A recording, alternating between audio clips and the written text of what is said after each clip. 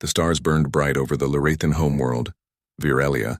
Its oceans shimmered like glass and the cities floated above the land on silent energy fields. For thousands of years, the Larathans had lived in peace. They were scholars, artists, and healers. They had never known war. They had never needed to. That peace ended the day the Vorak came. It started as a whisper in the outer colonies. Ships vanished without warning. Satellites fell silent. The Larathans tried to send messages, but the Vorak moved faster than any communication.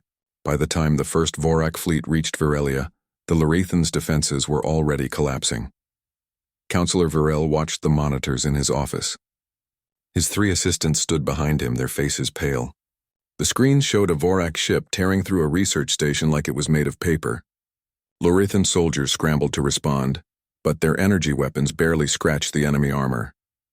"This is impossible," whispered one of the assistants, a young female named Lyra. "We can't fight them. They are too strong." Virel shook his head. He had thought the same thing himself. The Vorak were monsters. They were tall, with dark, jagged armor covering every inch of their bodies. Their weapons fired beams of energy that could melt through metal in seconds. The Larathans had no way to match them. "We have no choice," Virel said. His voice was calm, but there was fear behind it. "We must call for help." Lyra looked at him in shock. "For help? Who could help us? The galaxy knows we are peaceful. No one will risk their fleets for us." Virel turned to his assistants. "We try anyway. If we do not, we are finished." In the communication chamber, the Larathans prepared the distress call. They had never broadcast beyond their sector before. It felt strange and dangerous. Virel authorized the message. The signal was simple but clear. "We are under attack. The Vorak will destroy us. Please help us." They sent it into the void across hundreds of light years. Then they waited. Hours passed. Then a day, then 2. Nothing answered. The Larathans tried again. Their message was repeated, stronger and louder. Still the galaxy was silent. "We are alone," Lyra said softly. Her voice trembled. "No one is coming. We have only ourselves." Virel's hands clenched on the edge of the console. He refused to accept that. There had to be someone out there who would help. Someone who would not let innocent beings die. On the 3rd day, the distress call registered a response. It was faint, barely a whisper across the stars. The communication officer froze. "Counselor," someone answered. Virel leaned forward. "Who is it?" The officer hesitated. "They say they are from a place called Earth. They are coming." Virel frowned. "Earth? That name is not in any record." "Are you certain?" "Yes, sir," the officer said. "The signal is genuine. They are on their way.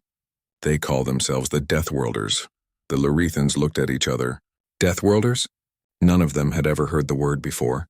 It sounded dangerous, terrifying. "Are we certain this is not a trap?" asked another assistant, a male named Corin. "The Vorak could be testing us." Virel shook his head. "We have no choice. If this is a trap, we will face it. But if it is real, we must hope." For the first time, the Larathans felt a small spark of hope. Meanwhile, in another part of the galaxy, the humans were preparing. Captain Laura Pierce sat in the command chair of the human ship Endeavor.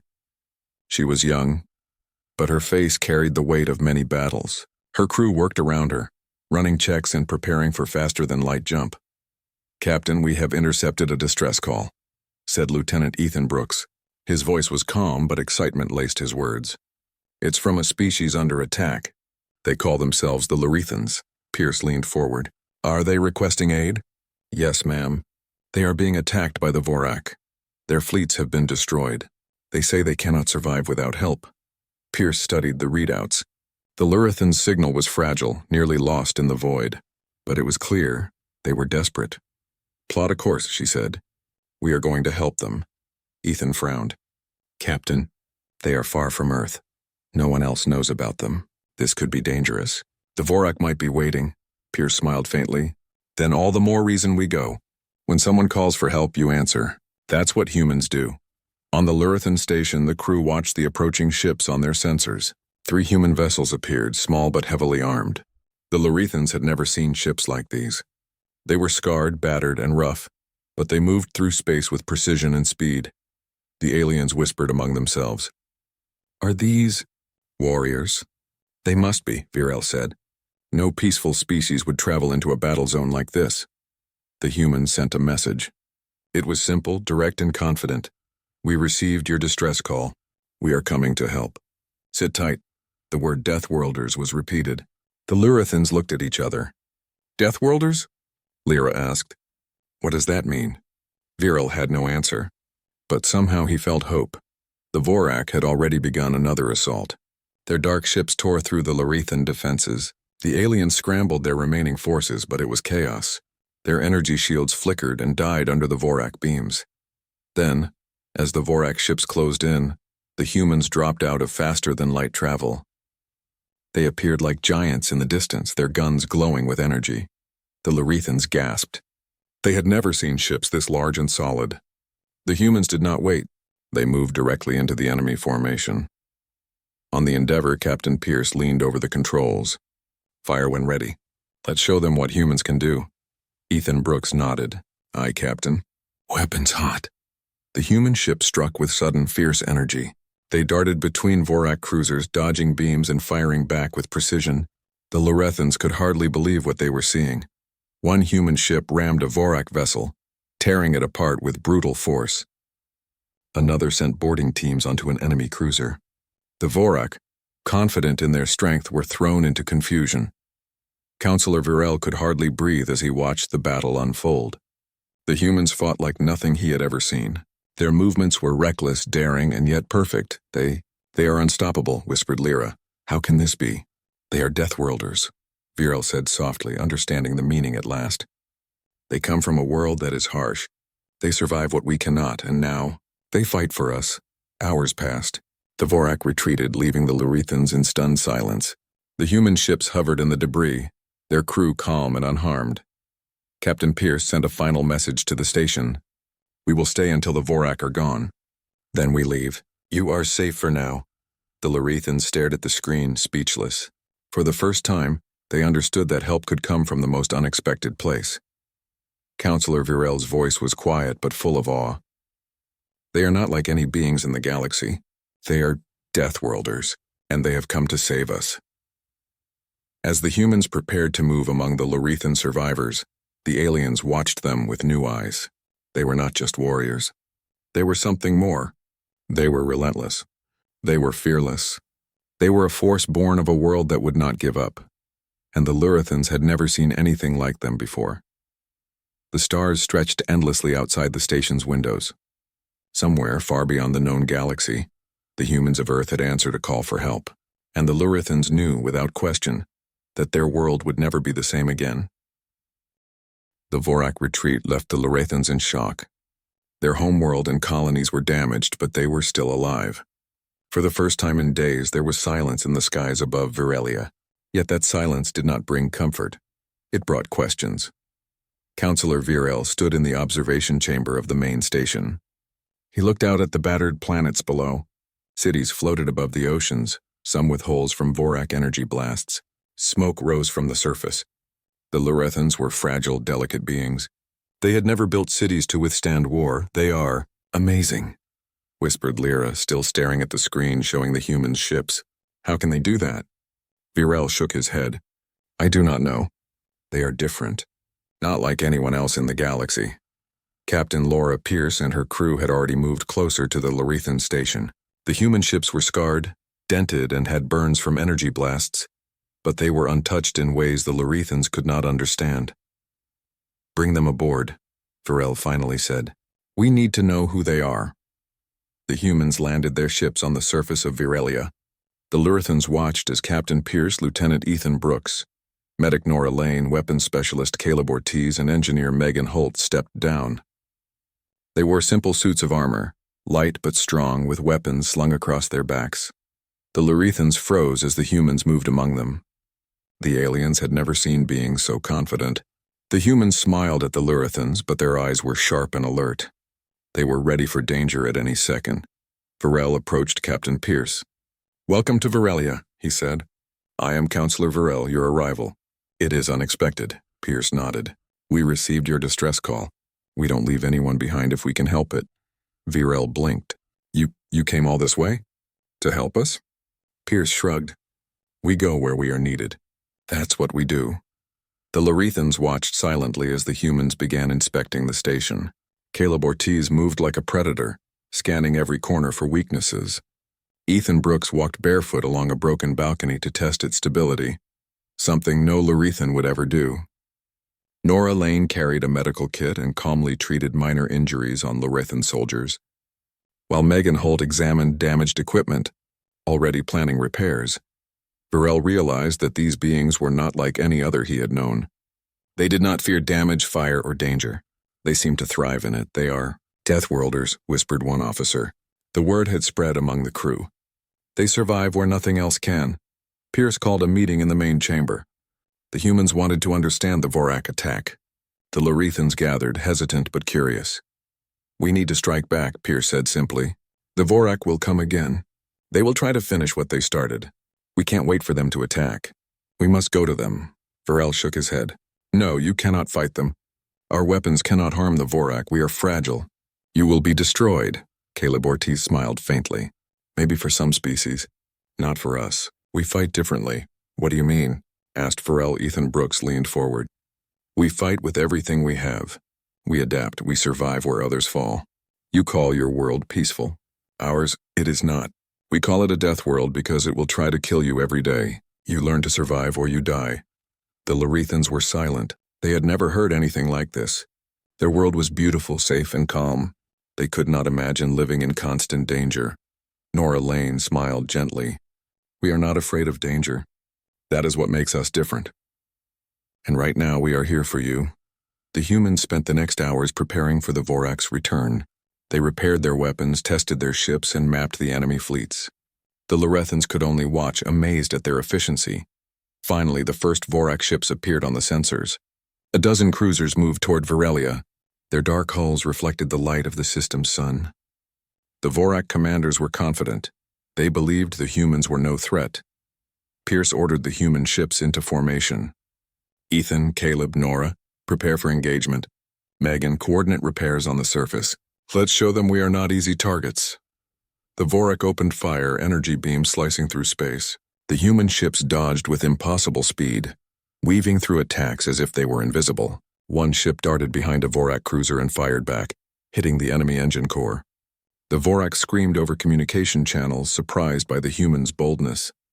On the station, Varel and his council watched in awe. They had never seen such tactics. The humans were reckless, but their recklessness worked. They struck at weak points, avoided danger, and attacked with precision. Ethan Brooks led a boarding team onto one of the Vorak ships. The Lorethans were horrified. They will be killed, one of them cried. They do not fear death, Varel whispered. That is why they are strong. The humans moved like predators. They climbed aboard the enemy ship, neutralized the Vorak crew, and took control of the vessel. Nora Lane treated wounded humans and Lorethans alike, moving calmly among the chaos. Caleb Ortiz dismantled enemy weapons and redirected them against the Vorak fleet.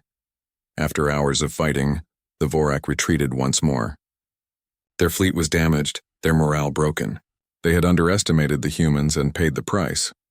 On Virelia, the Lorethans rushed to aid the human ships. They had never seen beings fight with such courage, such determination. Even the most skeptical council members began to understand the truth. The humans were unlike anyone else in the galaxy. Virel approached Captain Pierce. You saved us, he said. Why do you risk your lives for strangers? Pierce looked at him calmly. Because no one else would. If someone is in danger, you help. That is what we do. That is what it means to be human. Virel could not speak. He realized that the humans were not only strong, but fearless. They fought not for glory, not for wealth, but because it was the right thing to do. That night, the humans rested on the surface. They were tired, but their faces showed no fear. They joked quietly, laughed at small mistakes, and shared simple meals. The Lorethans watched from the station, still trying to understand these beings. Captain Pierce, Lyra asked softly. Your people, how can you fight like that?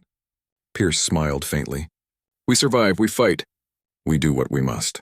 Your people are not made for this kind of war, we are. That is all there is to it. The Lorethans shivered. They had never imagined such creatures existed. They were strong, fearless, and relentless. They had called for help, and the galaxy had ignored them. except for the humans.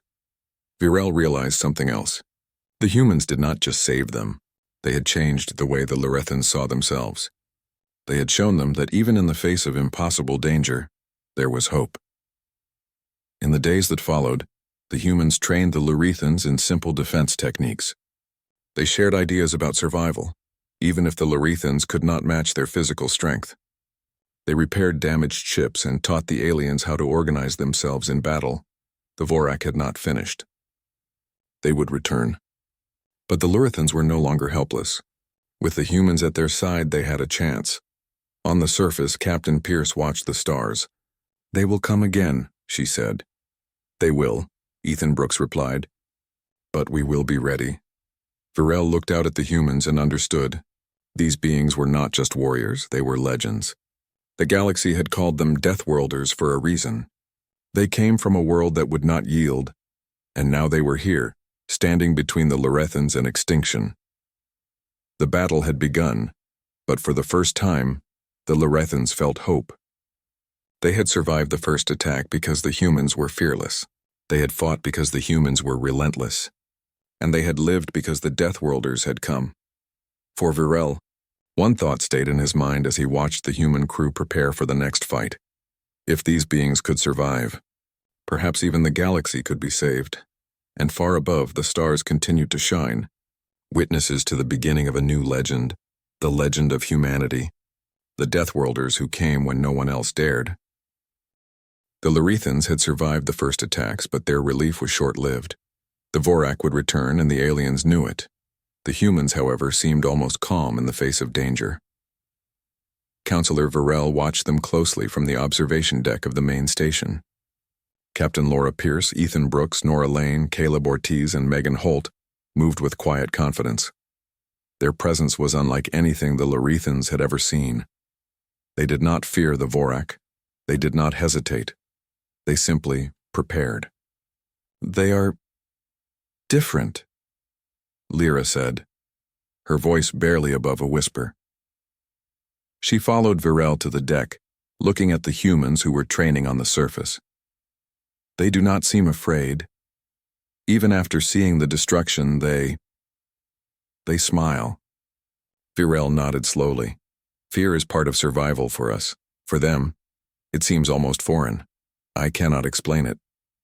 Pierce's crew trained with simple tools. Stones, ropes, and broken metal served as weapons.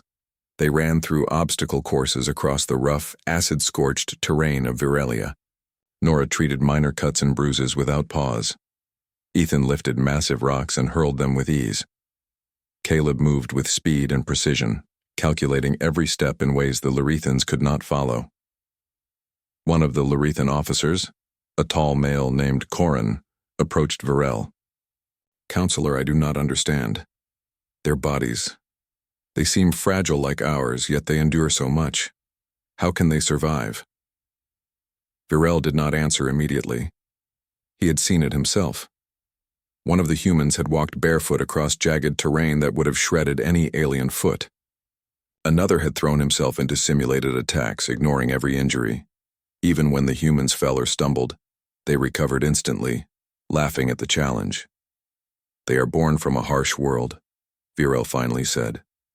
"I think their world teaches them to survive where nothing else can, and somehow they are fearless because of it."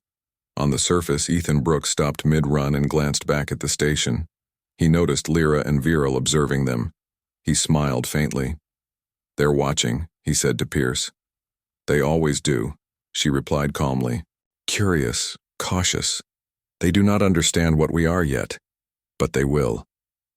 The humans demonstrated their methods to the Lorethans. Ethan climbed the side of a cliff using only his hands and feet. Nora jumped over streams of molten acid, and Caleb tore apart a damaged Vorak drone to understand its weak points. Megan built a simple catapult from debris to launch heavy objects at targets. The aliens were amazed. "This is impossible," Lyra muttered as she observed Caleb's actions. No Lorethan could do that. Pierce approached the station to speak with the council. "Your species is strong in intelligence and planning," she said. "But your bodies are delicate. You are not built for the kind of fight the Vorak bring. We are."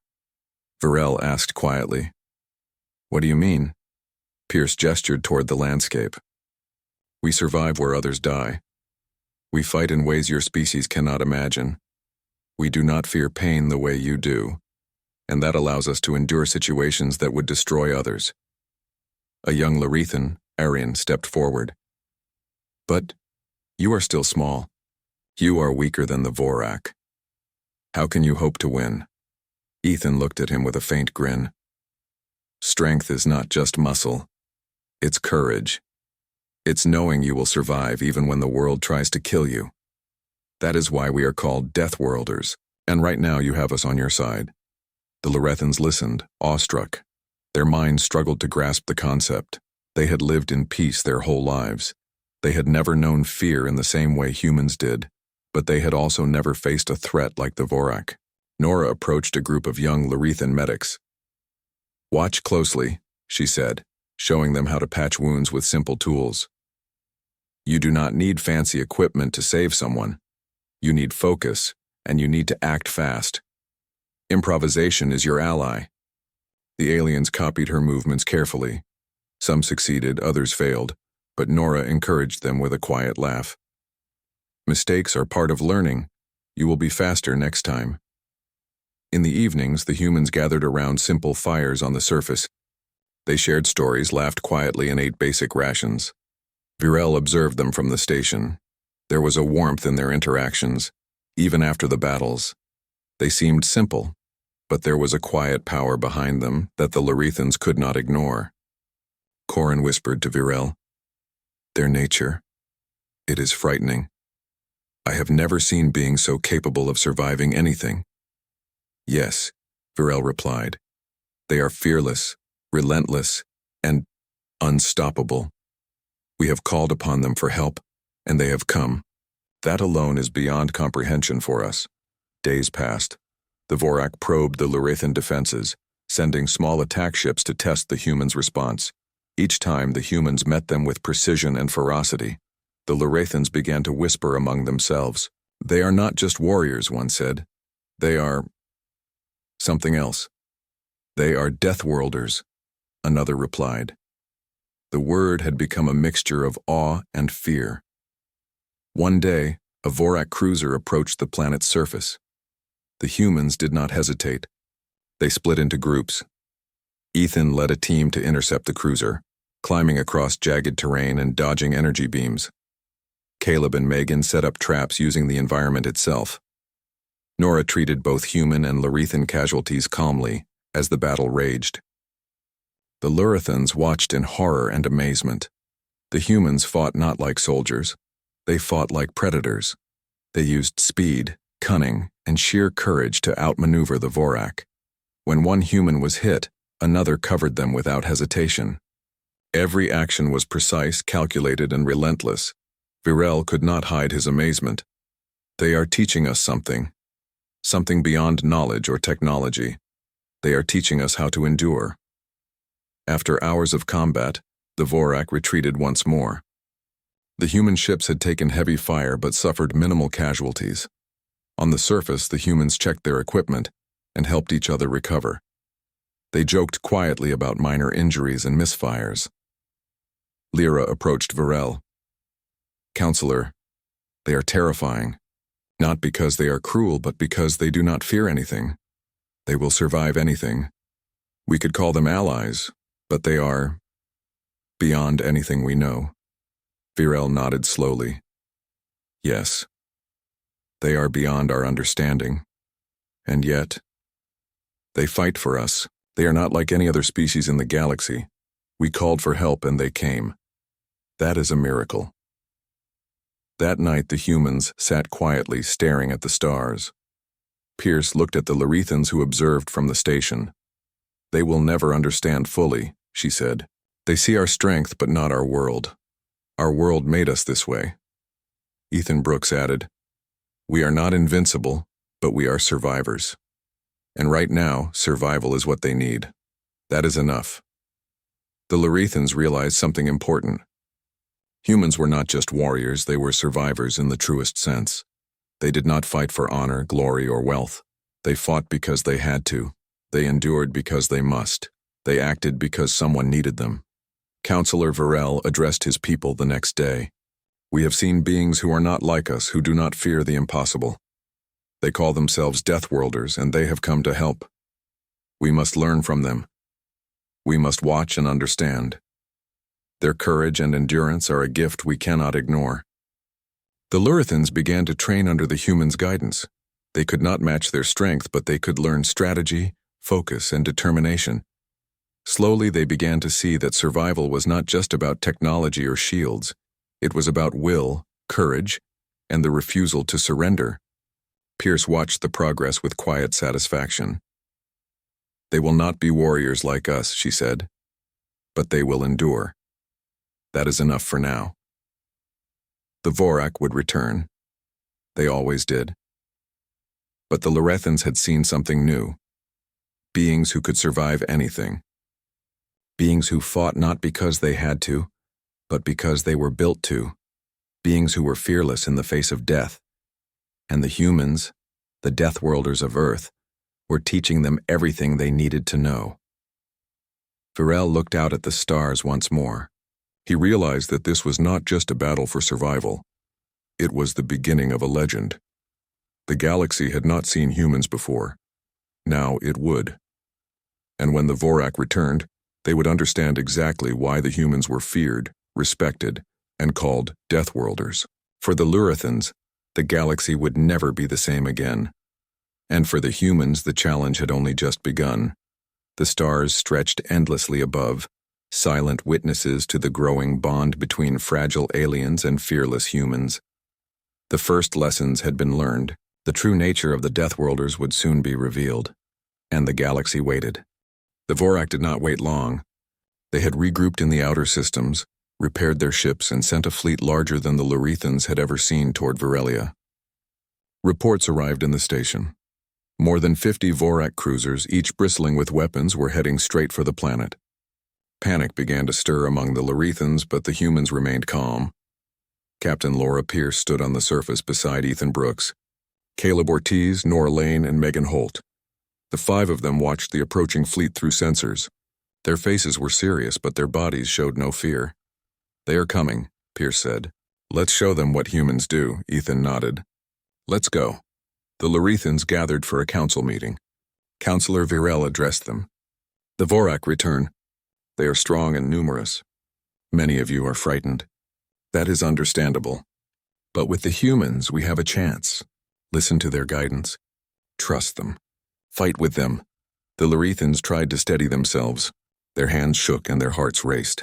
They had seen the humans fight, but the Vorak fleet was massive. Even the humans could not face 50 cruisers without danger. Pierce gathered the humans. "Split into teams. Ethan and Caleb take the lead in space. Megan coordinate ground defenses. Nora triage and support. We strike fast, strike smart, and never give them a chance to regroup." Ethan and Caleb boarded the small fast strike ships. They raced toward the Vorak fleet, weaving through enemy fire. Their ships were smaller and less armored than the Vorak cruisers, but their speed made them deadly. The Lurithans watched in shock. The humans moved with precision and daring. One ship dove straight at a Vorak cruiser, dodging beams that could have destroyed it in seconds. Another followed behind, firing missiles into the cruiser's engine core. On the surface, Megan Holt worked with Lurithan engineers to set up defenses. She directed them to place energy barriers, trap fields, and improvised weapons in key positions. The aliens copied her instructions carefully. It was not easy. They had never prepared for a battle of this scale, but the humans' confidence gave them courage. Nora Lane moved through the wounded, both human and Lurithan. The first wave of Vorak attacks had already injured dozens. She patched cuts, splinted bones, and used basic alien medicine to stabilize serious injuries. "Stay calm," she told them. "We will get through this. You are not alone." Above the planet, the battle intensified. The Vorak fired wave after wave of energy beams. The humans dodged, counterattacked, and used every trick they knew. Ethan led a daring boarding mission onto one of the Vorak cruisers. His team leaped onto the enemy ship, moving silently and striking quickly. Within minutes, they disabled the ship's weapons and forced the Vorak crew to retreat. The Lurithans were astonished. "They are unstoppable," one whispered. "No force we have can match this." Pierce knew the Vorak commander would be confused. The humans were unpredictable, relentless, and fearless. They did not fight like soldiers, they fought like predators. Every movement was calculated yet seemed reckless.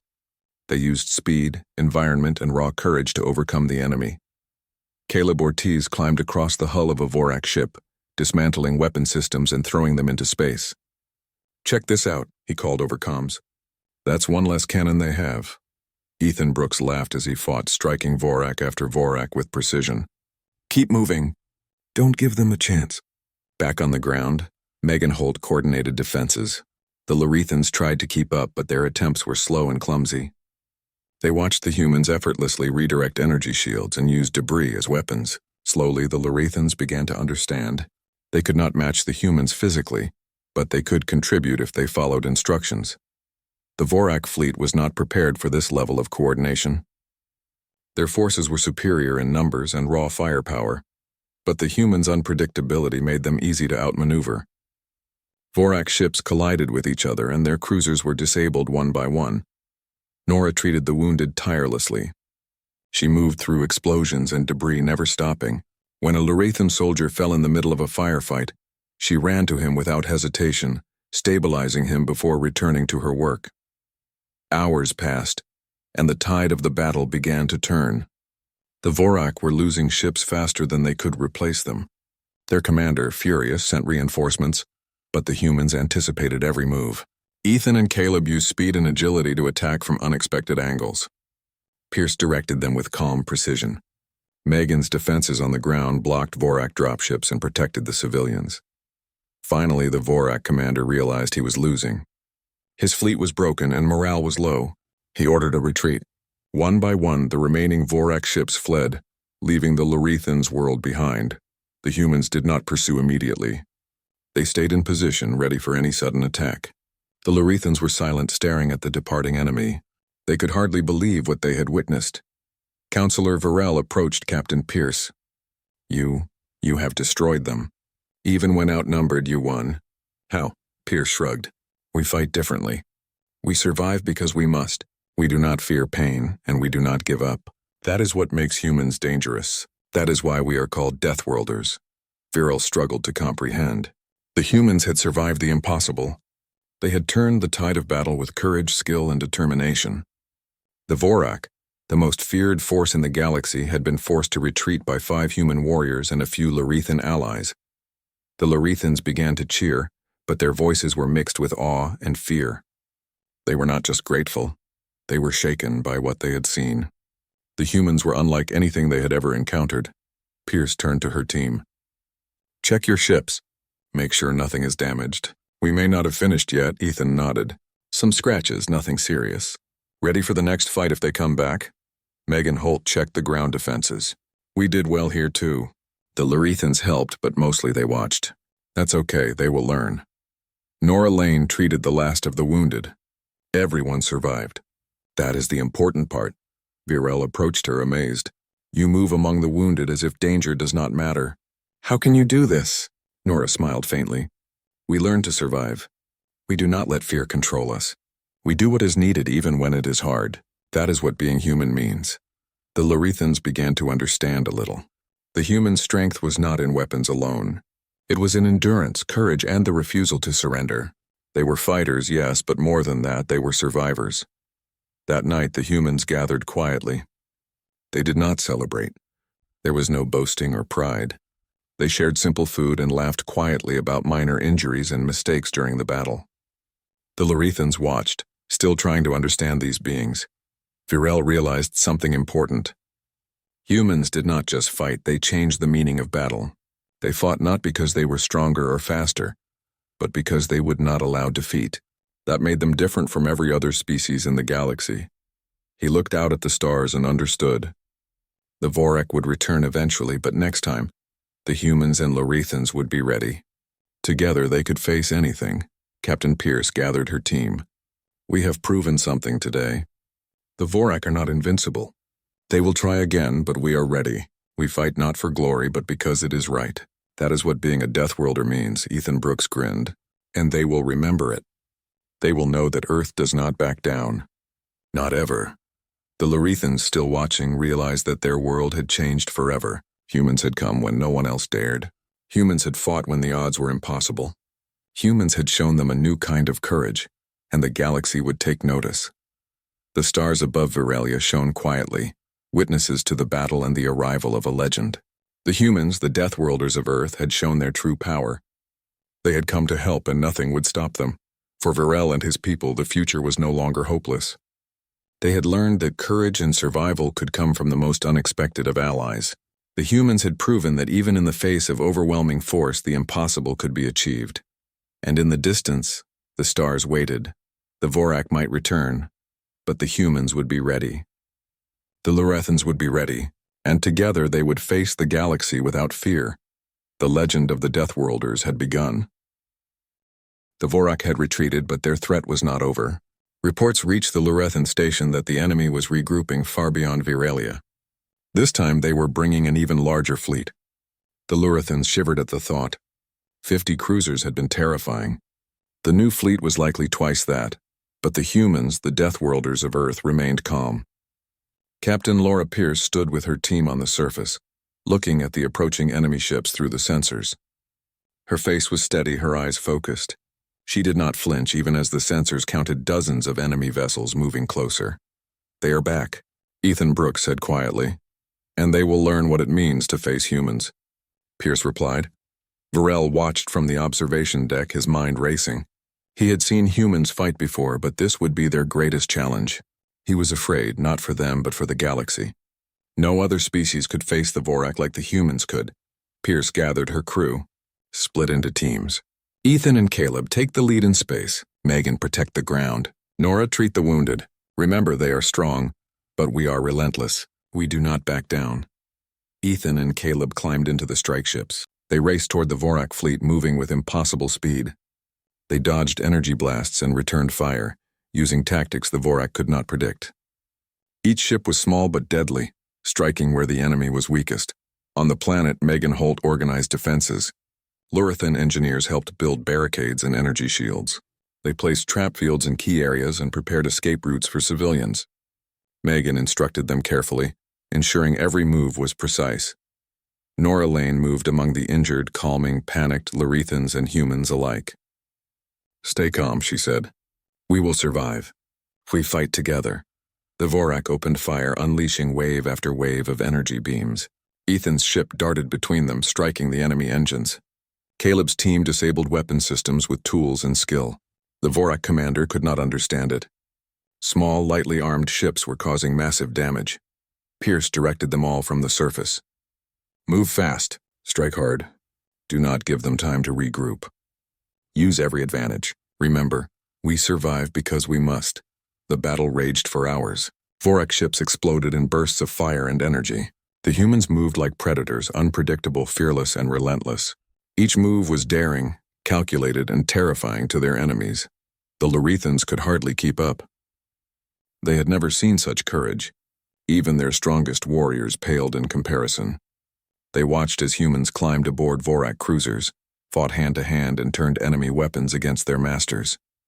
At one point, a Vorak dropship landed on the surface. Humans and Lorethans scrambled to intercept it. Ethan and Caleb led the charge, moving through fire and debris to disable the dropship. Nora ran beside the wounded, patching injuries without hesitation. Megan directed barricades to block enemy reinforcements. The Vorak commander realized he was losing more than he could handle. His fleet was shattered, his crew demoralized, and his strategy failing. He tried to pull back, but the humans would not allow it. Strike ships followed, boarding teams disabled weapons, and ground defenses prevented any escape.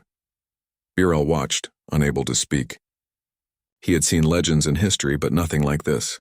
The humans were not only warriors, they were unstoppable forces of survival. They fought because they had to, because they could, and because they refused to fail. Finally, the Vorak fleet broke. The remaining ships fled into deep space, leaving the Lorethans' world behind.